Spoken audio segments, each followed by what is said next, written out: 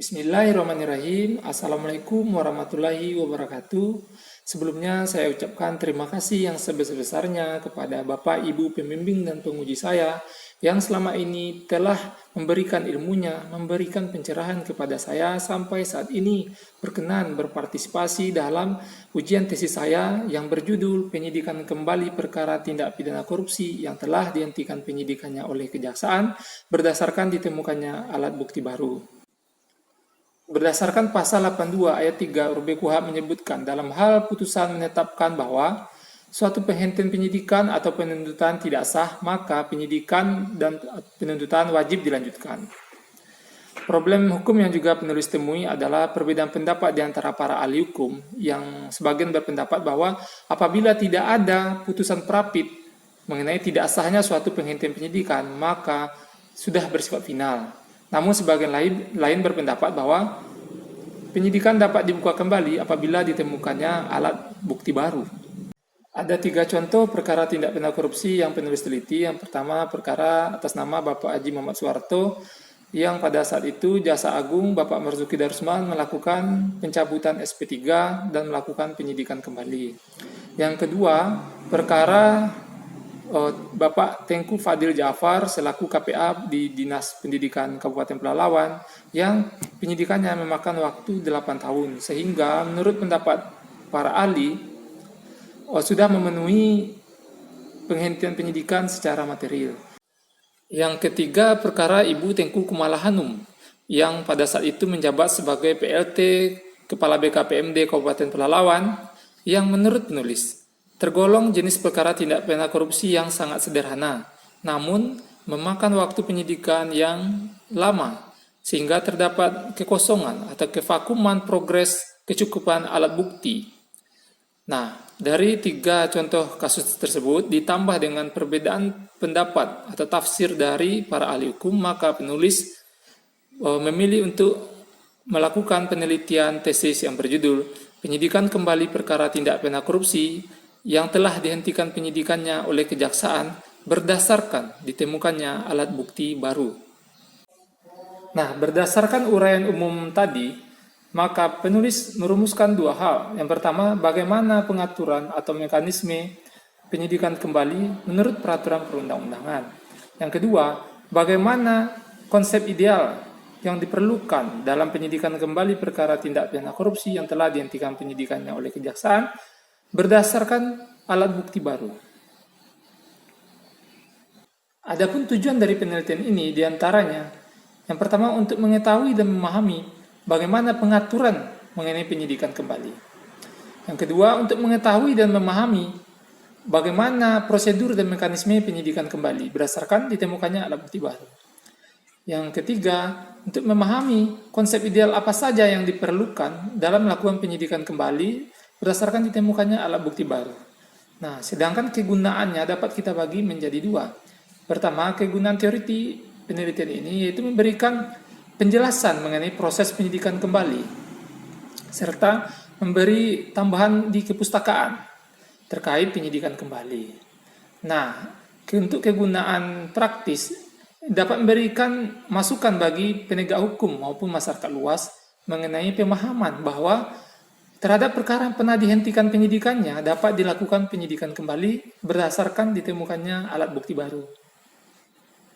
Untuk kerangka teoritis, dalam hal ini penulis menggunakan 2 pendekatan teori atau grand teori. Yang pertama, teori sistem hukum, di mana Friedman mengemukakan ada 3 komponen dasar dalam kehidupan hukum. Yang pertama, struktur, yang kedua, substansi, yang ketiga, budaya hukum.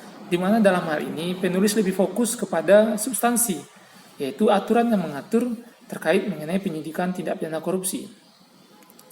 Nah, substansinya yaitu pasal 82 ayat 3 huruf B KUHP, pasal 140 ayat 2 huruf A dan D KUHP, pasal 76 KUHP, serta Kepja 518 tahun 2001. Adapun teori berikutnya yaitu teori tujuan hukum, di mana Gustav Radbruch berpendapat ada 3 nilai utama dan nilai dasar dalam hukum, yaitu pertama keadilan, kepastian hukum, lalu kemanfaatan. Ketiganya saling berhubungan, namun eh, tidak selalu harmonis. Bahkan menurut penulis hubungannya dinamis, berubah. Namun dalam hal ini, penulis selalu mengutamakan tujuan utama. Yang pertama yaitu keadilan. Adapun kerangka konseptual tidak terlepas dari pengertian kejaksaan, penyidik, penyidikan, serta penghentian penyidikan. Sedangkan untuk metodologi penelitian dalam hal ini adalah penelitian hukum normatif atau kepustakaan, menggunakan data sekunder berupa bahan hukum primer terkait dengan peraturan tentang tindak pidana korupsi, yaitu Undang-Undang Nomor 31 Tahun 1999 tentang pemberantasan tindak pidana korupsi sebagaimana telah diubah dan ditambah dengan Undang-Undang Nomor 20 Tahun 2001 tentang perubahan atas Undang-Undang Nomor 31 Tahun 1999 tentang pemberantasan tindak pidana korupsi. Selanjutnya, Undang-Undang Nomor 16 Tahun 2004 tentang kejaksaan.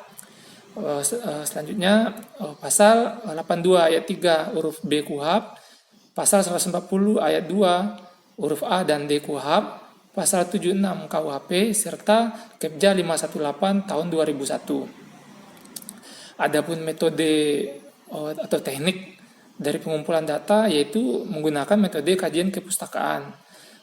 Analisa data yang penulis gunakan yaitu dengan cara mengumpulkan bahan hukum primer terkait peraturan penyidikan tindak pidana korupsi serta akan dikaitkan dengan berkas perkara dari tindak pidana korupsi sebagaimana berkas perkara Soeharto, Tengku Fadil Jafar, dan Tengku Kumala Hanum, serta dengan dikaitkan dengan permasalahan-permasalahan yang ada.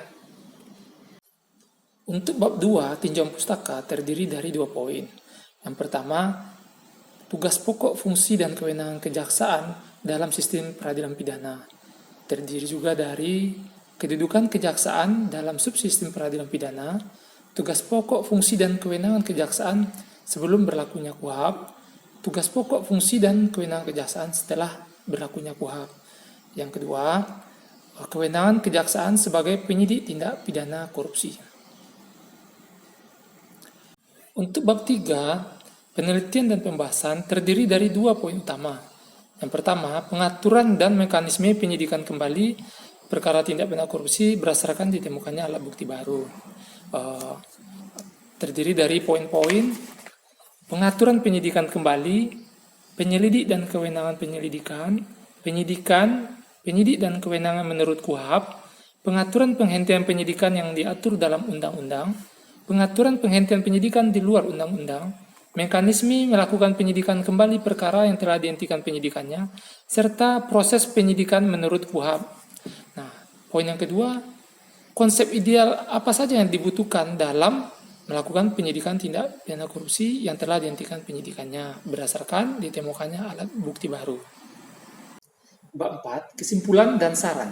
1. Kesimpulan, kejaksaan berperan penting sebagai filter apakah suatu perkara, dalam hal ini perkara tindak pidana korupsi, dapat dilanjutkan dari tahap penyidikan ke tahap penuntutan atau tidak, dengan kata lain dihentikan penyidikannya. Pengaturan mengenai penyidikan kembali diatur secara tersirat pada pasal 140 ayat 2 huruf A dan D KUHP, pasal 76 KUHP, serta Kepja 518 tahun 2001 tentang administrasi penanganan perkara. Sehingga belum ada pengaturan yang jelas dan tegas dalam peraturan perundang-undangan di level undang-undang. Kedua, konsep ideal, diperlukan penerbitan SP3. Namun apabila di kemudian hari ditemukan alat bukti baru, diperlukan pencabutan SP3 dan diterbitkan sprindik baru guna menghindari kerancuan antara penyidikan yang lama dengan penyidikan yang baru. Saran 1. Diperlukan revisi ketentuan pada pasal 109 ayat 2 KUHP pada frasa tidak terdapat cukup bukti perlu dihilangkan agar penyidik lebih berhati-hati. Dan juga diperlukan pengaturan yang jelas dan tegas dalam peraturan perundang-undangan mengenai penyidikan kembali, sehingga penyidik mempunyai pijakan atau dasar hukum yang jelas dalam melakukan penyidikan kembali. Yang kedua, tata cara penyidikan kembali sama halnya dengan penyidikan sebelumnya, akan tetapi tidak dilakukan lead atau penyidikan lagi.